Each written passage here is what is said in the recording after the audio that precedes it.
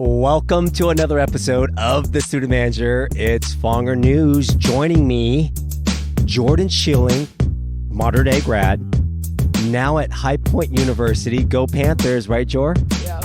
But before it was High Point, it was West Virginia. And we're going to talk about that transition because those of you who are listening, the whole point of this podcast is to help with the college search and admission, not only for students, but for parents. And we're going to look at your story, the road to High Point, but how it went from modern day to West Virginia to now at High Point. But let's go right into it. High Point University, a lot of people listening to this podcast may not be familiar with High Point. Where is High Point? I know where it is, but I want you to sell High Point. Where's High Point and why High Point? So High Point is in High Point, North Carolina, which is about 25 minutes from Greensboro and about an hour from Charlotte. Like an hour and a half from Raleigh. It's near like schools like Duke, Wake Forest, UNC, NC State. So a lot of big schools around it. It's a very beautiful school.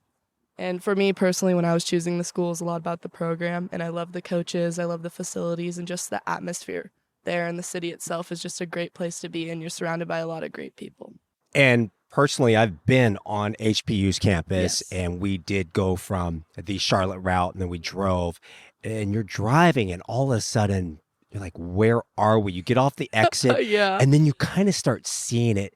And Jordyn, when I first drove to that campus, I felt like I was driving, like when you drive to Disneyland for the first time? It's insane. Did it feel like La La Land, like something, like when you first stepped foot on that campus, like what's up with this? Yeah, so when I went on my official visit, I went during Christmas. So, like, that time of year, like, I went New Year's Eve day. Okay. And they, like, deck that place out. They have huge, large, like, 2 times my size nutcrackers all over the place. Lights everywhere. Like, they have an event where people drive through the campus to see all of the stuff they put up. See, I didn't even know this. This is during Christmas time. So, right? Yeah, because I was in the portal. I entered November 28th, which was the first day. And then I was talking to a bunch of schools, and then I was like, I need to go visit. So I went immediately from Utah on my family vacation, went there New Year's Eve, and then New Year's Eve was there, went home, and then I was like, I'm going here. And High Point's about 5,000 students. Yeah. To you, I mean, coming from West Virginia, and we'll get into that because what's the differences? I mean, because 5,000, that's maybe twice the size of modern day. Yeah. So it honestly feels a bit bigger because West Virginia is so big, you're not really around a lot of people. Interesting. So like all my friends were athletes and we lived in one little area. We'd go to our classes and like a lot of the time, in all honesty, like most of us didn't go to classes because it wasn't like, oh, you have to go to class. It was just like check in on your phone and you're done. So we'd all hang out, then we'd go to practices and we'd hang out again. But it was just like, I only knew like so many people. And so let's talk about at HBU, what's your major there? So I went in majoring in exercise science, and I'm currently, when I go back, I'm in the process of changing to become a biochemistry major. What made you decide to change? So I was thinking a lot about what I wanted to do with my career, and I really wanted to go into physical therapy and athletic training. And then I was thinking more like I was more interested in stuff with like skin, dermatology-wise, like helping my mom find good products for herself and my little sister. So it's a really well-paying career, and I want to be able to afford my lifestyle that I have now. So I was like, okay, well, if I do a lot of school and I put in a lot of work, I can become a dermatologist. So I kind of switched my career path, which is why I switched my major. And would you say, how are the classes there in terms of the enrollment and the ratio size? So I love the size of the classes because the lecture halls are about like 80, 90 people, which isn't as big compared to West Virginia, but they're big enough, but small enough to the point you can interact with your teacher. Your teacher will know your name. You'll be able to email them and they'll be able to help you out. Compared to like the other classes are like 15 to 30 kids, which is not bad. I love it because like that one-on-one you get with the teacher, like you can email them, like I was saying, and they'll be able to respond to you quickly. And like the biggest thing was they know your name, which you're like in college, they normally aren't going to know your name because there's so many kids. Right. And did you have more of a teacher relationship, or was there like aides as well? Because some of the bigger schools, like the big lecture halls. It was all mainly just teachers. Like, you don't have aides because of the class size isn't as big, but like there's tutoring centers and stuff where you can get tutors and all that, which I did. But my GPA went up insanely compared to being at a big school Why do you to think being that? I honestly think I'm able to focus more in the smaller environment, but also you're able to feel comfortable with your teacher enough to like reach out for an extension or just interact, be like, hey, I'm having a hard time with this. Can you help me out? And the teacher student communication is just fabulous. Like, it's very quick. They get to you right away. And if they don't, they'll be like, oh, I'm so sorry I couldn't get this. Like, and everything works itself out. Whereas at West Virginia, it was like I didn't even know some of my professors' names just because it's like they don't know me. I just go to class, I learn the information. And I didn't feel as comfortable like asking for an extension and stuff like that because they didn't really know who I was. Now, I don't know how in depth you are with like the mentorship or the premier life schools or life skills Yes. with the classes, but talk because that's kind of what HPU is known for. Yes. Life after graduation, premier life skills. So, what are some of the things? I mean, you read about it, you hear about it. I mean, Josh was getting information about it, but hands on, what can you tell to the audience of like what you see in terms of the mentorships or the how you interact with the professional world? So professional world-wise, you have a couple restaurants which are nicer.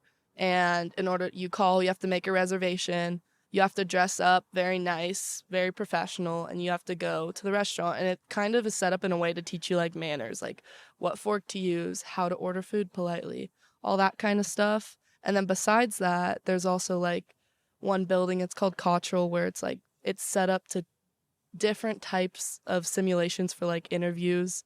If you're going to get a job at like say the music industry, they have a room set up to where an interview would look like that. So they teach you how to have an interview in whatever professional setting you're going into.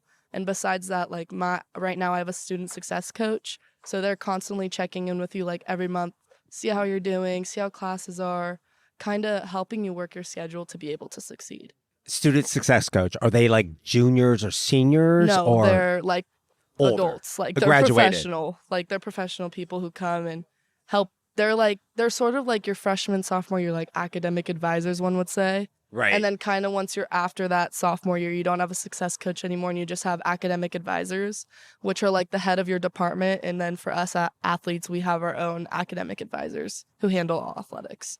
So takeaway, or is it all combined? Because this is a big Yes. part. Being a student athlete, you have your academic center. Yeah. So how is that academic center being a student athlete? And if you weren't a student athlete, do you have an academic center? Or is it kind of share on that? So there's so many like areas on campus that are set up to be able to academically study. I wouldn't say there's academic centers like all around campus for people to go into, but the libraries have like small rooms that you can sit and study in. All the buildings have stuff underground, like the sciences buildings. I've been in them. They have these little like, I don't know how to explain it, but you're like in a little box, you shut the door and it's like super tight, super small. You have a little desk, you put your computer on, and I get work done so fast and it's like in this tight little space. And then there's like learning rooms with like whiteboards and stuff that you can write on and interact when you're trying to study with other people, which I did that a lot for my anatomy lab in the spring, where we would go in, we'd study for our practicals, we'd draw like bones on the board and try and match it and all that stuff. And then athletically wise, I believe we have a bunch of buildings. There's Steel, there's the Cubane Arena, there's, I forget there's Witcher. Witcher is where the academic center or like where we'd go do our study hall is. I personally didn't have to go do any study hall hours because my GPA is over a 3.5. Oh, you're smart. No, we've worked on it. We're doing a lot better in the environment I'm at now. You went to Mater Dei. I did. Mater Dei did a really good job at preparing us for college. I was just about to ask you that because of the transition. A lot of these students that come on my podcast or the parents that listen, either they're CDM, Newport Harbor, Mater Dei, the transition going to first, either regardless, was it West Virginia or HPU? What did Mater Dei prepare you for? Just like the strive for academic excellence, like wanting to take hard classes and do well in them, but also the way I've been prepared, how to study for things, how to take notes, how to honestly, like with the iPads, how to manipulate and like know how to do everything electronically helps a ton, especially when I have to like scan my card, find the website to go print something at another place and run, go print it, go to class, turn that thing in. But they just do, and the teacher wise, like being able to email and communicate with your teachers. Like Modern Day just did a really good job academically and athletically preparing me for the college level. And now at HPU, do you have a lot of homework? See, in college, I wouldn't say you have a lot of homework. You get a lot of work, but if you balance it well, it doesn't feel overwhelming because you have a lot more time in your day than you do in high school to get it all done. So I kind of plan my week like, oh, I have this class Monday, Wednesday, Friday. So there's homework due Wednesday. I'll do some of it Monday night and I'll finish it like Tuesday during the day. And then I submit it, I'm done. So you kind of just have to plan time to do your homework. Being in college, you have to be very organized and you have to set a plan because it'll help you throughout your week, especially as a student athlete being busy all the time. And you hit it right on the point, just being prepared and being organized and Yes. having a schedule, but being even more importantly, a student athlete, you have to be more regimented. Yes. But the classes that you're taking, so someone that's listening might be a student athlete. What's the student athlete class schedule like? So you always get priority to pick your classes. So you get to pick your classes about 3-4 days before everyone else. And you always get the classes you want because it has to go with your schedule. So all the classes are different depending on what you major in. So, but you all take similar general education courses. Right. So for me in the fall, it's going to be pretty tough. I'm taking chemistry, which is going to be pretty hard, but I think I got it. Wouldn't it be better to take chemistry when it's off season? Well, I have to take a science. So, and I already finished biology and I did anatomy, so I have to take chemistry. But I'm pretty good at math, so I'm hoping I'll be okay. But let me ask you this, because HPU only has about 4,800 undergrad students. It can't be that hard from what I'm reading to get classes. Yes, you get priority, but even if you're a student, pretty sure you're getting your classes that you want. You get almost every class that you want. Sometimes it fills up, especially depending on if you want to pick your classes in the morning or the afternoon or the night. For us, everything has to be in the morning. So on Fridays, well, we have to have everything done before 2:30, hopefully. So we start everything by 3.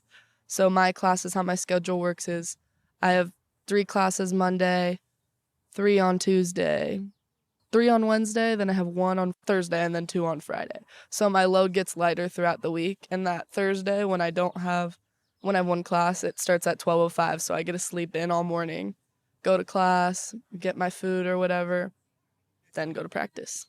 They say being a student athlete at a D1 school, it is like having a job. When I was a student manager at Long Beach State, I thought it was a job. Yeah. But I think today it's even more of a job. So someone that might be balancing, like a lot of students at Modern Day go on to play collegiate sports, but some don't want to, but maybe do a club sports or, and I forget, I think HPU does have club sports. Yeah, we do. We have quite a few. We have, like, if you think about the volleyball side, we don't have a men's team for D1 team, but we have a men's club team. And I have a couple friends who play on that team and they love it. It's pretty flexible with their schedule.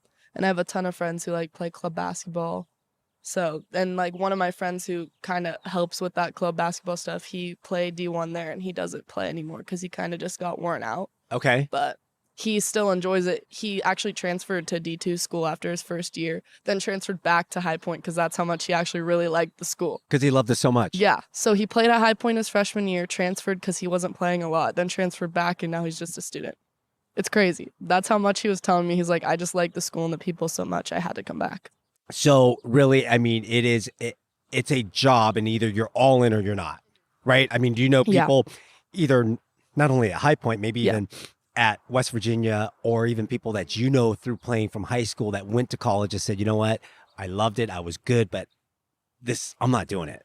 Yeah, so I wouldn't say there was anyone close, like super close to me that was like, oh, like I don't want to play anymore. But I know of quite a few people who are like, who I had met, like this girl I had been playing, like we were both committed to West Virginia. She decommitted and now was going to another school. She played her first year there and now she doesn't want to play anymore. But she's doing really well where she's at, so. And you mentioned your friend that went to HBU, then transferred, then come back. Let's talk about transferring, because you came from West Virginia, different story. So when you committed out of Modern Day, yes, why did you even decide on West Virginia to begin with? So that's a really good question. I've never been like fully asked like, oh, why did you decide this? So for me, it was just Until Fonger News asked you. until Fonger News asked me. I've kind of been asked questions in that area, but like nothing like They danced around it. yes, danced around that.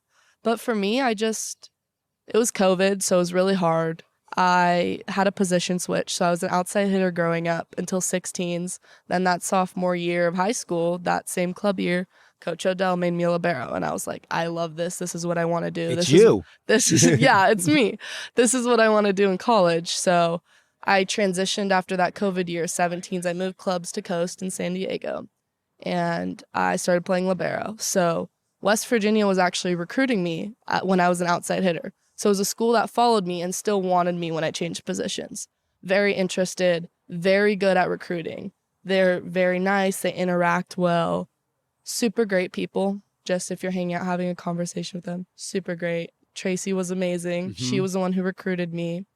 And I remember like touring the school virtually, having Zoom meetings, and I was like, I really felt wanted. And I had always been like, the dream was to go Power 5, top conference. Big 12 was actually voted like the top conference and come fall for that women's volleyball and all that kind of stuff. Most wins, all that. And it's a very successful conference, hence Texas is in it and just won the national championship. And I knew I was going to be around people that were going to help me succeed. And not only athletically, but academically. And at a university where I can make a name for myself and help make a name for the program.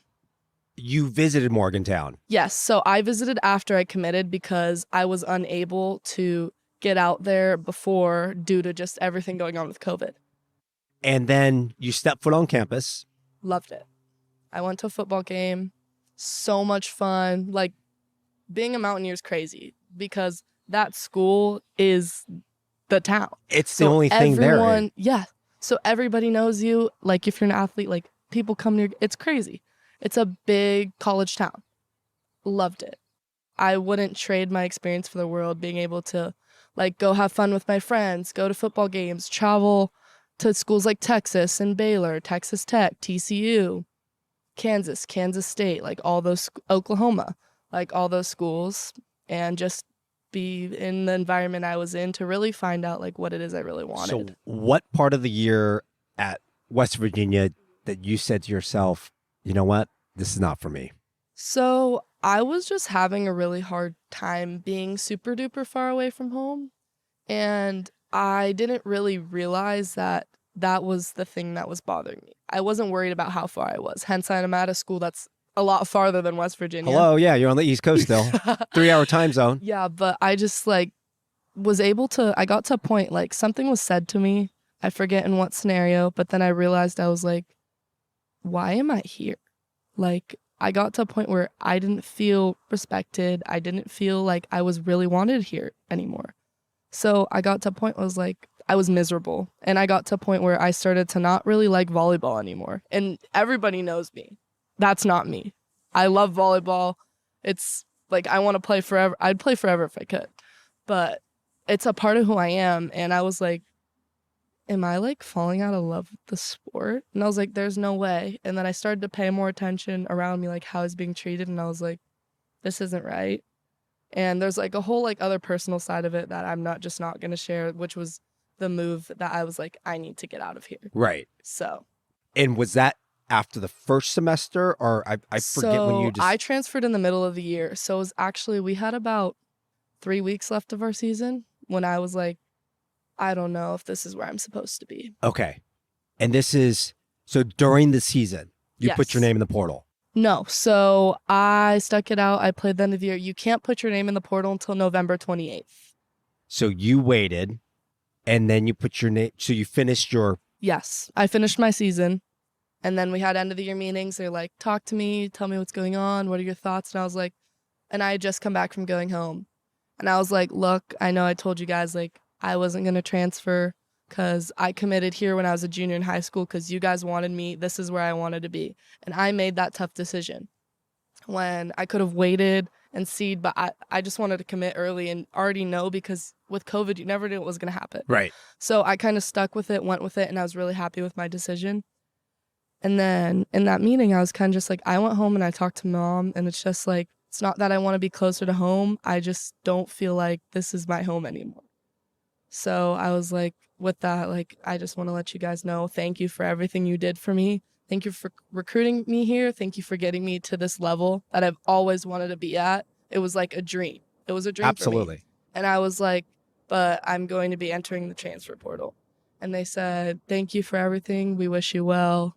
Good luck in your next. So then I went down to, I forget where I went. I went down the hall, went in, filled out my paperwork, and got put in the portal. If someone's listening, Yes. either a student today in high school or might be in college, or even a parent, right? If Jordyn, if my kid, I was listening and said, oh my gosh, you got to listen to Jordyn on this podcast. If you had to do it all over again, what advice or recommendation, maybe coming out of high school, and yes, take it for granted, it was COVID. Yeah. But what are some things that you would do if you had to do it differently, you would do all over again? Honestly, I'm really grateful for my experience. I think I'm a big believer in everything happens for a reason, and my path led me to where I am. And if I didn't make the decision I did, I wouldn't have ended up where I am, and I'm super grateful. But I would say one thing I feel like if I did do over again, I would have just taken my time a little bit, especially now everything's more normal than it was at the time when I committed. But don't rush anything. Kind of take your time. Really find out that the school is the perfect fit for you. I mean, not everything is going to be perfect, but just that it's the best fit. You're treated well by not only your teammates or people who are going to be your teammates, but your coaches and just all the support staff, because that's the biggest thing is you want to be in an environment where you're playing the sport you love with people you love to be around. You hit it right on the dot, and I hear this common theme because I tell student athletes the same thing, and parents, I'm like, there's no rush. Why are you trying to commit already when you're well, now you can't do it until you're junior, but I said, wait it out. It's just really hard because as an athlete, I'm not going to say like, that's not why I wanted it. Like, I didn't want like, the flex, like I committed 2 years before I'm going to school, but just because I thought I had my life figured out. But then you're 17. I didn't really I was actually 16 when I committed. So I was younger than that, but I was just like, this is my place. Yes. And then no, it wasn't. And things change and happen so quick. What about the peer pressure? Not the flex part, but oh my gosh. There's a lot of pressure. Is there? When that recruiting process is filled with pressure. I had to do it twice and it sucked both times, but I was able to find my way and led me to where I am. It's just very stressful. You're talking to so many people. You're still at the point where you're trying to finish school, finish your club sports, figure out what it is you want to do with your life, like when you get older. Like you have to figure out everything so quick. Would you say though, as a student athlete, and I always tell this because they're selling you, right? Yes. And they're asking, you should be interviewing them. Yeah. I asked so many questions. I had like a list. I played 21 questions with them. I asked them all the questions I had in the world. All right. So every coach I talked to.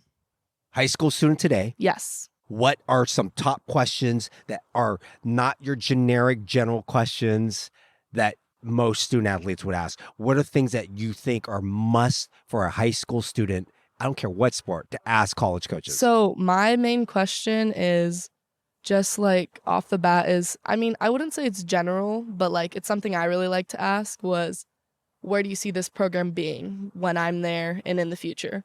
They explain, they talk to it. And then my biggest thing, which threw a lot of coaches off and were like, how do we answer this? And I was like, where do you see, if I were to commit to your school right now, where do you see me fitting into your program? Because that's the biggest thing, because they have to tell you right on the spot where they see you, where they see your future going, and like what they want you to do for their program. And that was my big thing, is some coaches were like, well, we just need a kid who can do this and this. And others are like, we know how you are as a person. We want you as a person. And we want you as a player. You're a great player. You're good at this, this, and this. You can be an asset.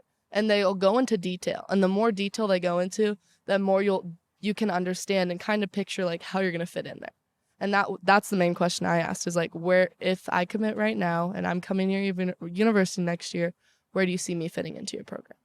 Were there any questions or coaches that kind of just blew the fluff and the smoke? Yeah. Or what would you say, like, stay away from? Like, what's one that might catch a student like, oh, they want me. But in the reality, I'm like, dude, they're doing this to every freaking student. You know that, right? Like, what would be like some red flags? Like for me, some of them were like, "Oh, you're a good passer, and that's what they need for your team, our team." And I'm just like, "That's it? You just need me because I'm a good passer? Okay." So I think if they just talk strictly about your skill and how it can help their program, don't go there. But if they're like, "You're a great passer. We see how you like you. We see you fitting well into our program, but we think you can develop, and here's how." They start to explain it. Like at High Point, when I went in, they had this thing. Coach Meek, he calls it volley talk. Went in there. They had broken down an entire chart of all my passing on my left, on my right, if it's short, if it's deep, and I'm just like, that's insane. Like, that's how you show a coach is putting that much effort into you. That's how much they really want you. If it wasn't HPU, where would it have been? I was kind of looking all over the place when I was in the portal. I had conversations with LMU, New Mexico. I was talking to Joy Furbringer, which was one of my head coaches. She would tell me like what spots had like walk-ons or who needed my position and maybe had money, maybe didn't. And then I talked to High Point. I talked to Maryland. Just kind of all over the place. But the biggest schools I was looking at, I honestly was interested in High Point right away. I also talked to FIU. But the biggest thing for me with High Point is the first phone call I got was in the biggest time of the year. They're about to go on a bus 2 days later to go to Ohio State to play them in the first round of the NCAA tournament. And the head coach calls me directly and is like, "Hey, Jordyn, we saw you're in the portal. We're interested." Had a whole conversation. I go in his office all the time. Like, I could have a conversation with him for hours. They're just great people. And just... But maybe that's High Point in itself. It is. It really is. But I just, honestly, I talked to that school. I saw that school immediately. And I had like a gut feeling, this is where I'm going to go. And get this, I told my mom, I talked to them, the head coach called me. She was like, it's too far. I don't know. Because I was worried about distance at that point. Okay. And then my mom looked into school and she goes, "Oh, I would totally support you going there if you're going that far." So for me, I was just like, yes. So this more conversations and then. This is a great transition because now we're going to go back into the HPU, right? The whole just Panther itself. So I'm going to just kind of throw out something, right? Like things that I remember about HPU. And I just want to know what first word or comes to mind. Okay. Uh-huh. So, I mean, when we're walking down the hallways and you see freaking Einstein with the music and Beethoven and Mozart playing in the background, like what comes to your mind? Like, well, when I first was walking, he walked me through and in my head, I was like, no effing way. Like, there's no way this is real right now. I didn't even have a word. Like, I was like, if anything, like, my mind was blown. I was like, insane. Golf carts. You're driving. Okay, you're a student athlete. So obviously you're going in a golf cart, but these golf carts are blows away any. Yeah. Except maybe, I don't know, I haven't been to Alabama or Oregon on a golf cart. But, they're so nice. But these HPU golf carts going around campus, I went in the summer, so they had like the zipper. I'm like, oh my God, this is like air conditioned. Yeah. So those are pretty cool. I ride an electric scooter all over campus just because it's definitely walkable, but I'm tired after lift and stuff, and I just find my scooter pretty handy.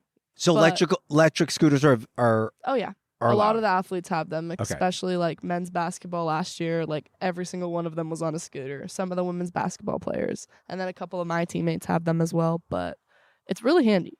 I highly recommend it. All right, those of you listening. All right, so now let's talk about like just the dorms. All right, and this is not even student athletes. I mean, these dorms. I'm gonna say the fitness centers. It not on the campus, but in your dorms. Yeah. So High Point housing's one of the nicest housing in probably all of the country. They have a neighborhood of houses in the back of the campus, like bazillion houses, and then they own houses on the street. Like when I transferred in the middle of the year, I didn't live in a dorm. I went straight into a house. I had my own room, had the biggest closet out of all of us, had a full kitchen, dining room, living room. I had my own washer and dryer. Like, it was paradise. But the freshman year dorms, from like what all my friends said, they're like super nice. 4 of my teammates lived in Blessing, which is one of the buildings. Their showers, they said, were like super small because they're like 6'3" and they have to like shrink in there. But it's like 4 bedrooms, 2 bathrooms, living area, kitchen. Like everything's really nice. And I've been in a couple of my other friends who lived in another area called Wannick, or they call it like UC2. They lived over there. And that's just ridiculously nice as well. It's just insane. And where I'm living next year is also insane. And we'll get to that. The theaters. Like the movie theater on our campus. I didn't know that was a thing. I walked in, I was like, this isn't normal. Why is there a movie theater? Like legit movie theater. Yeah, legit. All right, let's go into, people are listening to this, they're like, I gotta go check out this campus. Let's talk about the fine dining restaurants. Oh, Prime, Aloe. Now there's going to be Hibachi restaurant. So Prime's more like that steak restaurant, like kind of like a steakhouse where they're like serving you. Right. They have a lot of great options. I'm a steak and mashed potatoes girl, so I'll go there and get steak and mashed potatoes. Aloe's also really good. It's a lot different. They're pretty different cuisines. Aloe does have steak. I love steak, so I typically get steak. But and it's you have to use your card, and it's all free. Yeah, so you get however many meal swipes, and you get 7 magic meals a week, which you could spend at like the Jamba Juice, the Starbucks, the Chick-fil-A, Subway, the Point, which is like is like a bar, kind of like a bars type style restaurant with like kind of what foods they serve, like a sports bar. But inside, I don't remember where the Point is. Inside it's inside Wannick, which is like the one of the main buildings, which also has like High Point Bagel, like not High Point Bagels, but they sell High Point Bagels, but it's called the Great Bakery. And I remember where the rec center was. Yes. Like, right, there's like a little track upstairs, like the basketball. Oh my gosh, that student union center. Yes. There's a whole like pond and body of water outside with like a floating fire pit that you can go sit on. I love it. I spend a lot of time in there. I go upstairs and I'm studying in front of the Starbucks, or I'm downstairs talking to some of my friends who are just playing basketball, running around in there. Or I'll get Chick-fil-A, or they have we did get free Chick-fil-A that day. Oh yeah. They should. They give you a little card. Like for my birthday in the mail, I got sent a birthday card from them with a like meal card, like a little thing to use for free meal when I get back to campus. Okay, Jordyn, what do you not like about HPO? There has to be something that you don't like.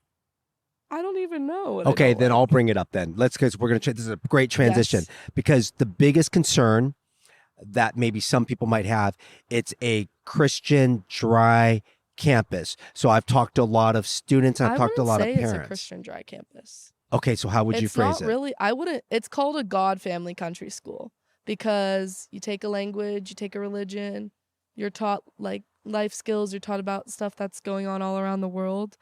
But it's not like this is a Christian university. At least from my understanding of it, I wouldn't say like, it's a religious school, like we have to go to church and all this kind of stuff. Not like Mater Dei. No. Not like we have Mass.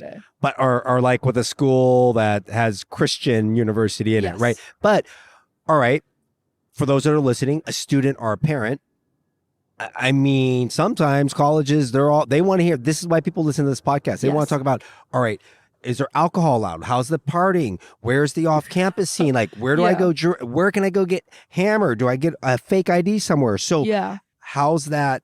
If that's the persona of HPU, now's a chance to say, all right, what is HPU?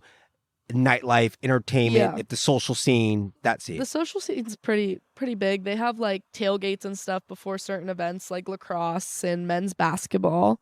And in the arena, like they sell drinks to students if you're over 21. They sell drinks to students. They sell drinks at games. So you can buy a drink at a game. That's a plus. That is a plus for a lot of kids over 21. They're going in there, they're getting stuff. And obviously those kids who are under 21 who still make their way to get something. Right? So fake IDs, that people have fake IDs there. I would assume people have fake IDs. Yeah. I know people who do. I personally don't have one because I don't find the need for it. But especially as an athlete, you don't really have a lot of time to do a lot of stuff. But when you're off season, we have really big Greek life. So there's always, everyone's typically going to like the frats on the weekend. There's something going on.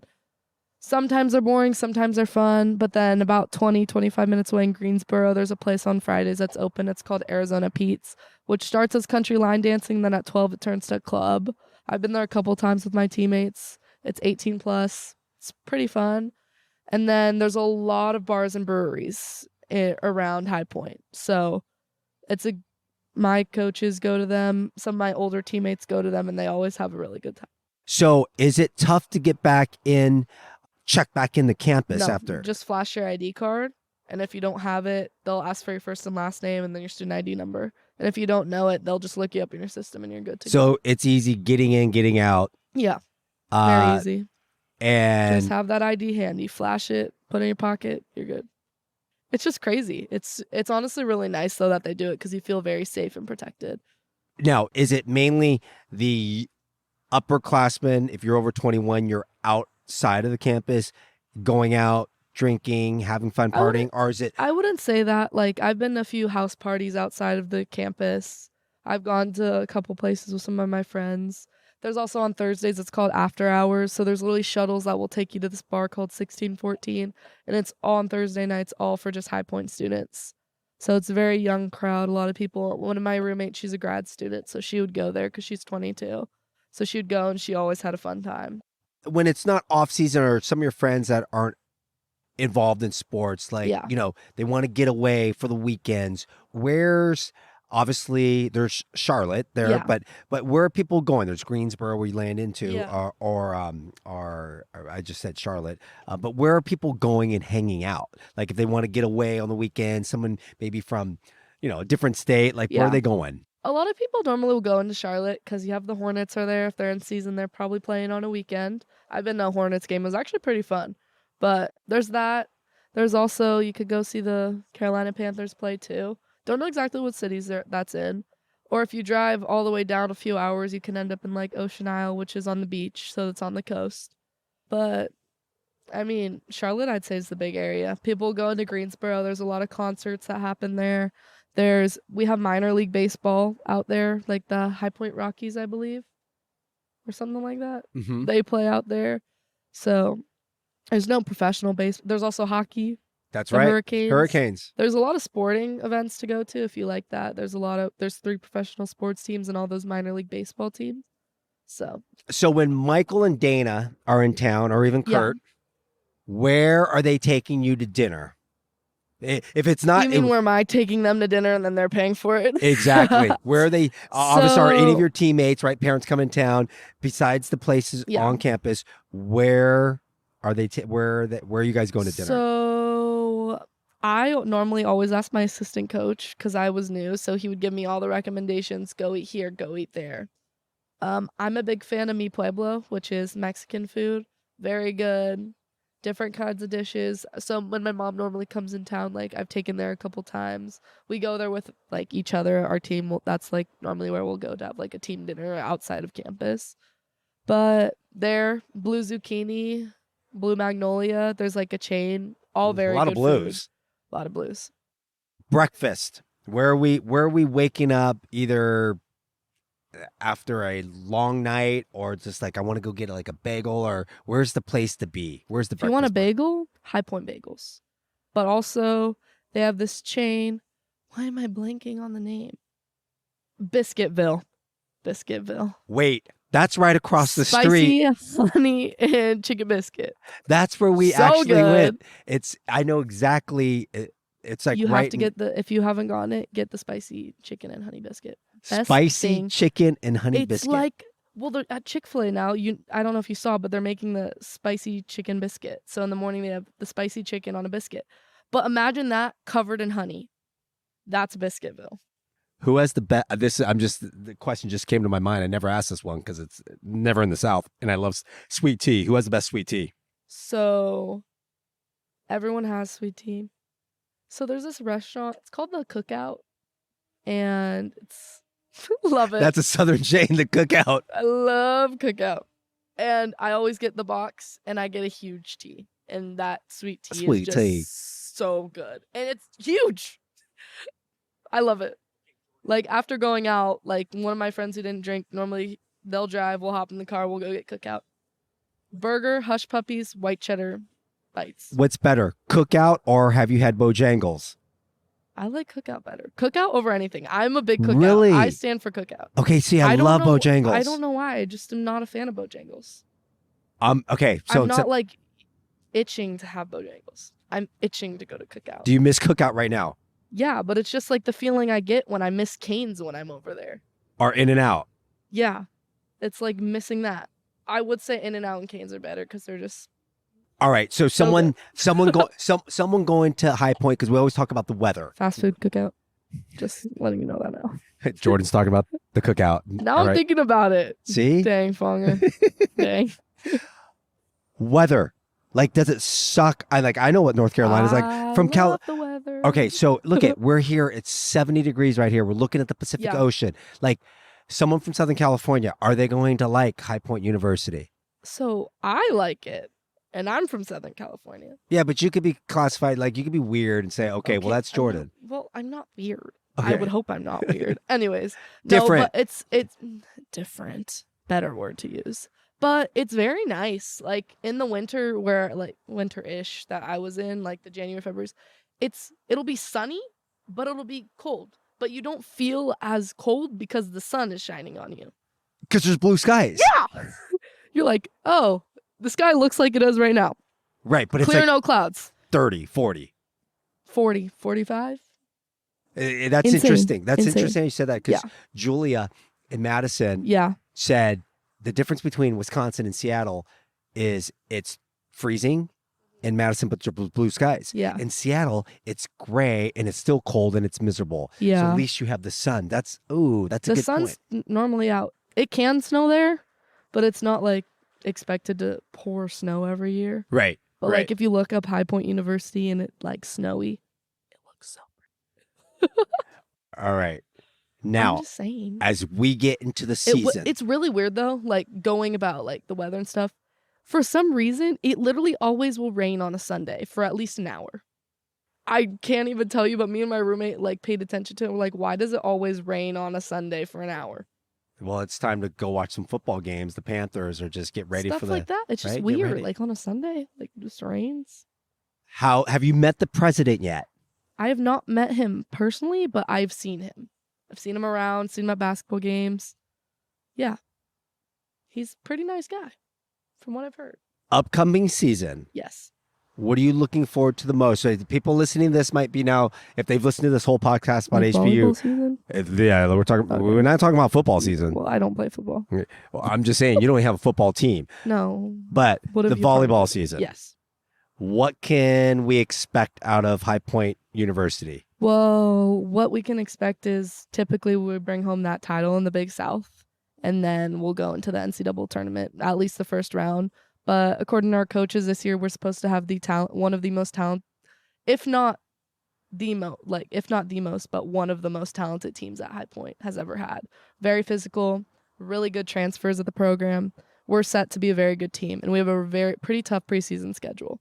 So we're just looking to have a really good outcome, play some good volleyball, play well, play together, because we're a pretty new group, but we have quite a lot of experience. So. Well, I was in town. Fortunately, I was in town in Madison last year when High Point played Wisconsin. Yeah. And that was kind of fun because I had the experience of people like, where's HPU? I'm like, it's in North Carolina. Yeah. Like, you never heard of them? Yeah. Right?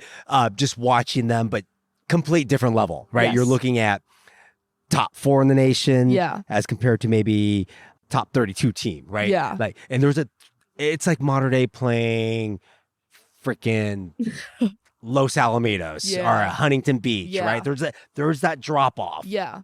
But so we're going to be pretty physical this year. I would say the team at High Point has a lot better of a program than West Virginia did, which I'm excited for, to grow in that program and grow with very good athletes. The big thing with that is like I'd honestly say we're going a bit tougher than Wisconsin. We're going to Minnesota, and we're playing Minnesota at Minnesota. The barn. The PAF. Playing at the PAF. And we're playing Minnesota at the PAF. But then, get this. After we play Minnesota, that same weekend, we're flying to Pittsburgh. And we're playing Pitt at Pitt. That's a tough non-conference. Just came to just was in the Final Four. So that's our last weekend of preseason. We're going to Minnesota. We play Minnesota, and Creighton is the other team we're playing. Then we go to Pitt and play Pittsburgh. Thanksgiving week, we're going and flying to TCU, and we're playing TCU. But then also our opener is at James Madison University. JMU. And they were in the tournament last year. So we're playing a lot of tough teams. Well, that's not an easy task. That looks like it's going to be a tough schedule, good season. Yeah. Jordyn, It's been fun catching up. I know we talk about HBU. Yeah. Finally got to have you on the podcast. Yeah. Share your story, share your experience. For those that are listening, find out a little bit more about HBU located in North Carolina. It's great been having you. Thanks, Fonger. Thanks for having me. I've had a blast. Fonger News, out.